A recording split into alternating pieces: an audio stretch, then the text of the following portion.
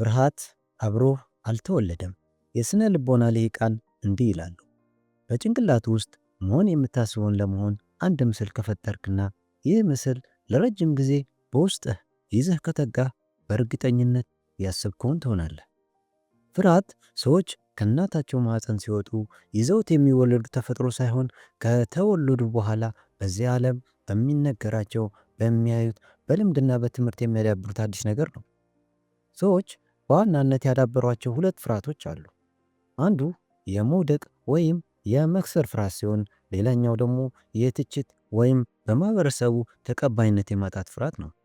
አንድን ነገር በአዲስ መልክ ወይም ባልተለመደ መልኩ ለመስራት ስትሞክር በሚገጥሙን ተደጋጋሚ ትችቶችና ጫናዎች ውድቀትን እንማራለን። አይሆንም፣ አይሳካለም፣ አችልም ከሚሉ ከዚህም ከዚያም ከምንሰማቸው አሉታዊ ድምፆች በዘለለ ከማህበረሰቡ የሚደርስብን ቅጣትና ነቀፌታ በመስጋት ፍርሃትን ተላምደን ጥርጣሬንና ምን ይሉኝን በውስጣችን እንዲነግስ በር እንከፍታለን። እናም በሥራ የሚገጥሙን ስህተቶችና ጥፋቶችን ለማካካስ መቅለስለስና ሰዎች የሚናገሩን ለመስማት ማመንታት ስራችን ይሆናል። በዚህም ምክንያት አንድ ነገር ለመስራት አቅሙ እውቀቱና ክህሎቱ እንደሌለን በማሰብ አዲስ ነገር ለመስራት የሚኖረን ፍላጎት ብርታትና ድፍረት እያጣን እንመጣለን። በወጣትነት ህይወት ዋነኛው የውድቀት ምክንያት የሚባለው ራስን ፍጹም አድርጎ ማሰብና ውድቀትን መፍራት ነው። ከልጅነት እስከ እውቀት እየተነገሩን የሚመጡ ትችቶችንና የሚደርስብን ክልከላዎች የሚፈጥሩት ፍርሃት በራስ መተማመናችንን እና ለራሳችን ያለን አመለካከት ዝቅ ስለሚያደርጉት ከሰዎች ጋር የሚኖረን ግንኙነትም ውስን ይሆናል። በዚህም ምክንያት ገና በመጀመሪያ ስራዎቻችን ውጤታማ ሳንሆን ቀርተን ራሳችንን ለተወዳዳሪነትና ለተሻለ ደረጃ ማብቃት እንቸገራለን። እንደውም አይምሯችን ተጠቅመን የምንፈልገውን ለማግኘት ከመሞከር ይልቅ እንዴት እንደማንችልና ሊሳካልን እንደማይችል በማሰብ ይባስ አይምሯችንን እንወጥረዋለን። በዚህ ምክንያት ነገ ላይ እንዲኖረን የምናልመውና የምንመኘው ስኬት ከከንቱ ምኞት ያለፈ ነገር ሳይሆን ይቀራል። በራስ የመተማመን ስሜታችንን በማውረድ ደስተኛና ስኬታማ ህይወት እንዳይኖረን ወደ ኋላ የሚጎተን ሌላኛው ፍርሃታችን ተቀባይነት የማጣትና በሰዎች እትቻለሁ የሚለውን የፍርሃት ሀሳብ ነው። ይህ ፍርሃት በዋነኝነት የሚመነጨው በጊዜ ሂደት እየጎለበተ በሚመጣ ከራስ ሀሳብና ፍላጎት ውጪ በቤተሰብ፣ ጓደኛ፣ በዙሪያችን ባሉ ሰዎች ፍላጎትና ሀሳብ ላይ ጥገኛ እየሆነን ስንመጣ ነው።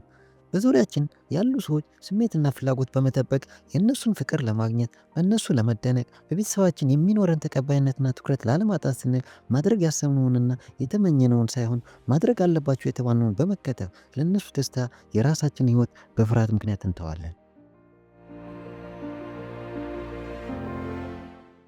እናም ወዳጄ፣ እነዚህ ፍርሃቶች ከህይወት ግብህና ዓላማ ካሰናክሉ በቀላሉ እነዚህን ነገሮች በማድረግ እንዲሁም በመከተል ብትጋፈጣቸው እመነኝ ለውጡን ታያለህ። የመጀመሪያው ፍርሃት በዚህ ዓለም ተፈጥሯዊና የተለመደ ነገር መሆኑን እናም ሁሉም ዛሬ ላይ በስኬት ከፍታ የምታያቸው ሰዎች እዚህ ለመድረስ የተጋፈጡት የራሳቸው ፍርሃት እንዳላቸው ማመን አለብን። ያደረጉት ነገር ቢኖር የሚሰማቸውን የፍርሃት ስሜት መቆጣጠርና መታገል ነበር።